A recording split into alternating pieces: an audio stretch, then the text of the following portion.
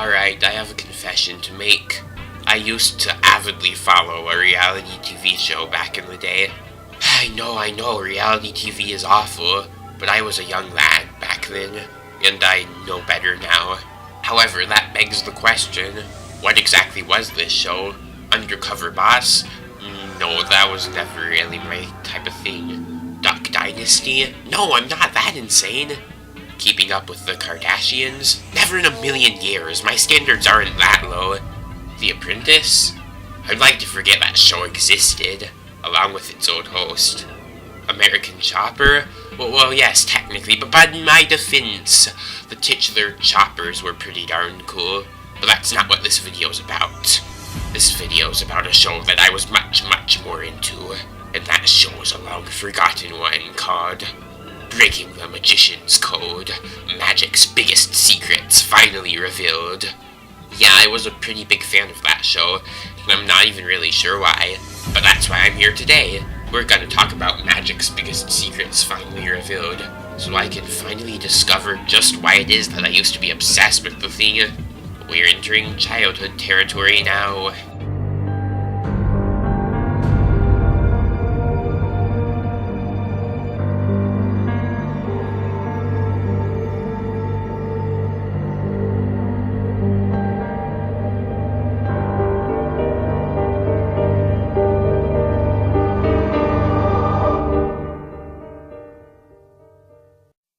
So, in order to discuss why I found the show so compelling, I think it's necessary to talk about the premise first. Basically, it stars a mysterious masked magician called, well, the Masked Magician, and he goes about revealing various famous and sometimes not so famous magic tricks in a so-called secret warehouse. The magician would perform a trick, completely dazzling the audience in the process, before breaking it down step by step to reveal the magic behind the magic. My favorite detail is that all the episodes were narrated by Mitch Pileggi. You probably know him as Walter Skinner from the X-Files. I don't know, it seems a bit like he was scraping the bottom of the barrel here. I mean, Mitch Pileggi has been in loads of television shows and movies over the years. I'm pretty sure he could do better than a reality TV show, even back in 1997.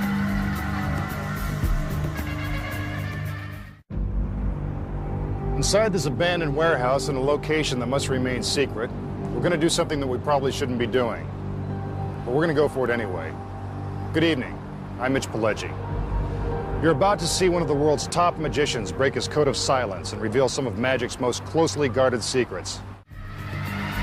That brings me to another interesting detail about the show. It originally premiered on the Fox network in 1997 as a series of television specials. 4 of them were made between 1997 and 1998, and the 5th was made in 2002. However, I became familiar with it sometime after it was revived in 2008.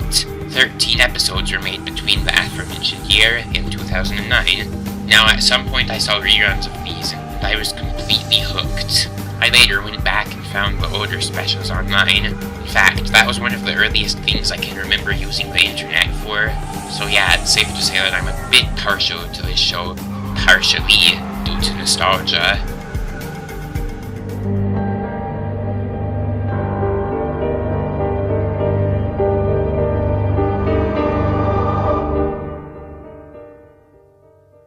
Before we get to why I used to love the show, and still kinda do, I think it's necessary to call it out for some flaws. Well, actually, one big flaw. It's more than a little bit sexist here and there. First of all, Pileggi, or more likely the people writing his lines, have to refer to the magician's always scantily clad assistants as beautiful, gorgeous, etc.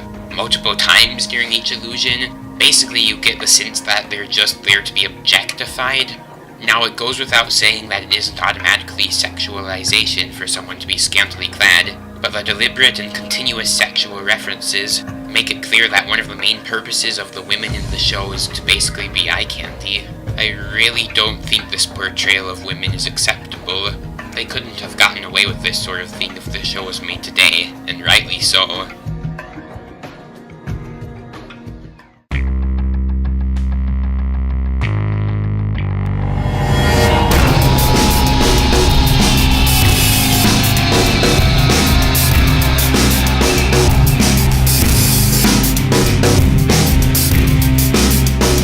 next his beautiful assistants wheel in a clothing rack, the mannequin has transformed into another beautiful girl, dressed in a sexy two-piece. That's one way to find a date for a Saturday night, to create a beautiful assistant. For her glamorous appearance, all attention focuses on the appearance of the lovely lady. The magician enters and, as usual, can't keep his hands off the girls. There he goes, touching the girls again. And the fit is still as tight as her costume. She's unharmed and looking great from any angle. The magician coaxes his lovely assistant and closes the secret panel to hide her legs. What a shame. From this provocative position, instead of a regular Queen of Hearts, he'll use this lovely princess. Helping him with the cards are two more members of his harem. They send hearts fluttering too. And here come the girls. No time to imagine what they can do. It's now transformed into a beautiful woman. The heck with science, I love this trick. And the gorgeous girl emerges from the machine. How did the masked magician create a living doll and the gorgeous blonde steps into its place? That the humanoid is turning into the lovely lady. I've also got to talk about the YouTube channel that popped up in 2014, and as of the making of this video is still in operation. The creators of the channel claim to be Nash Entertainment, the company that created the show in the first place. However, not only do they upload the same clips multiple times, but they have to title them with the most clickbaity names possible. I mean, everything is in all caps, and look at all those exclamation marks. Zombie alert! Walking Dead in suit of armor? Where's the not clickbait in parentheses? Good grief. That's not even the worst part of it. Look at all of the titles that sexualize the female assistants. Now, I'm not saying that you can't call anyone attractive under any circumstances, but the manner in which it's done both in the show and on the YouTube channel is quite unnerving. It's honestly more than a little bit creepy to see and hear men callously talk about women in this way. In a nutshell, the show always brings up the way women look when talking about them and next to nothing else. Hey, Nash Entertainment, I have a message for you that might be a bit surprising.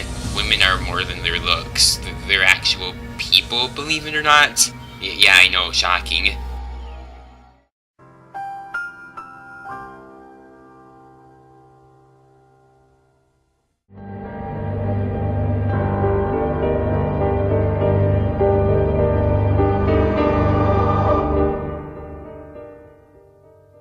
What I'd really like to talk about is what fostered my love for the series in the first place, and the answer is, well, a combination of a lot of different aspects. First and foremost, the whole atmosphere was great. I mentioned earlier that it supposedly took place in an abandoned warehouse. Right off the bat, this creates a sense of mystery, something that's especially enticing for a young child.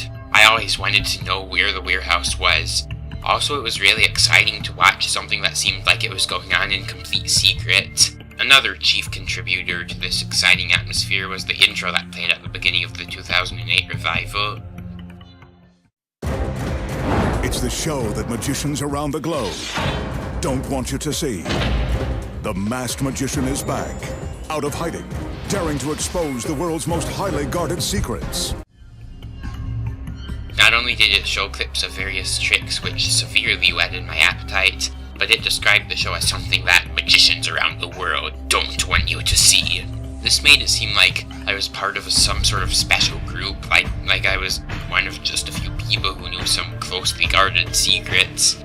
Yeah, just me and every other kid in America at the time, right? Also of note is the musical score. It's nothing special and is maybe a bit repetitive, but still quite effective. It's one of the first bits of incidental music that I can distinctly remember recognizing as a kid. Now, this may not seem like such a big deal, but I tried to be pretty knowledgeable when it comes to incidental music in various shows, so it means a lot to me. The driving percussion combined with the magical chimes, sounds, and mysterious melodies really captivated me, while also contributing to that ever-important sense of mystery.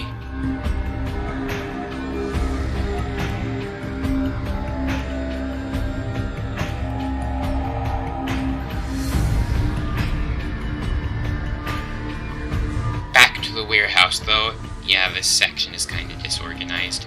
The dark lighting, the dilapidated look, and the often present crates and smoke really contributed to the look of abandonment, not to mention, you guessed it, that atmosphere once again. This was, and is, extremely captivating, but not as much as the magician himself. That mask design is still pretty darn iconic, if you ask me. It's slightly creepy while still looking cool. He didn't ever talk, he just performed illusions and disappeared, like a silent wraith vanishing into the thick, billowy clouds until the next episode or special. Hey, that was a pretty good simile.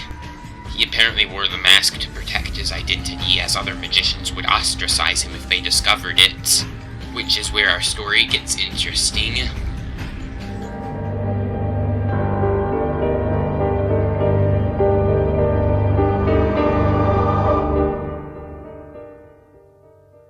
A lot of prominent magicians, including the likes of Penn Jillette of Penn and Teller, weren't exactly as enthralled with the show as I was. In fact, many not only claimed that the show was inaccurate, but that they could tell the identity of the magician immediately. I'm not sure if that's really true or not, but I can kind of understand why they would be a bit annoyed. I mean, imagine being a magician who performed some amazing trick that dazzled everyone countless times, only to have it revealed on the show. That would be kind of a bummer. The show claimed that this would encourage magicians to create new tricks instead of overusing old ones, and while it is true that inventiveness is generally a good thing, I don't really get why performing the old ones would be much of a problem. Personally, I harbor no ill will towards the show because of this, but I think it is worth mentioning, and it is in some ways valid criticism. As I mentioned earlier, this controversy was allegedly the reason for his wearing the mask. I feel like the show would sometimes overplay this aspect a bit. Of course, in the previous section I said the intro claimed that magicians everywhere didn't want anyone watching it, and this was often mentioned at the beginning of each episode or special as well. I guess playing up this aspect was part of the point though. For better or for worse, a bit of controversy, even if it has probably been partially manufactured, will always generate attention.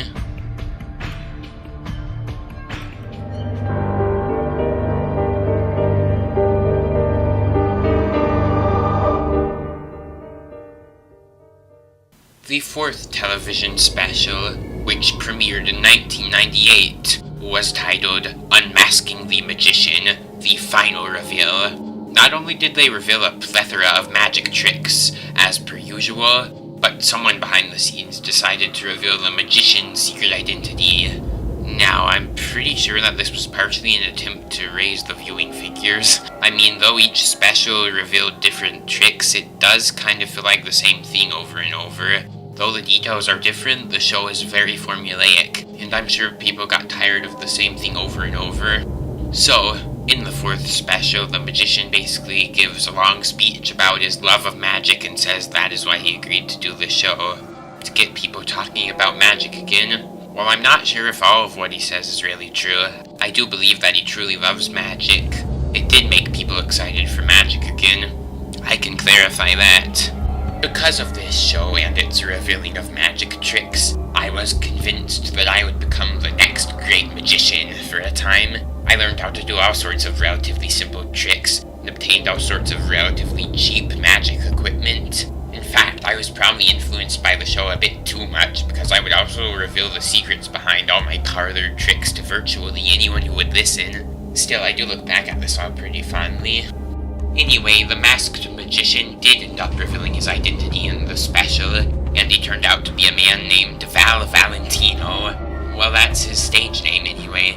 It's hard to find out all that much about him, but according to most sources I found, he was a lifelong magician, and that's the thing. The show might have its flaws, but there's definitely passion put into it. The cast and crew clearly do have an actual love of magic, which they hope to pass on to the audience, as Valentino explains in a speech during the big identity reveal. It doesn't hurt the art of magic when the audience is in on a trick, because the secret is a small part of it. The real magic is in the performance. That's why the show is so captivating. The genuine love for the arts that is present shines through in the performances. Additionally, the show truly includes the audience. It makes them feel like they're a part of the magic community.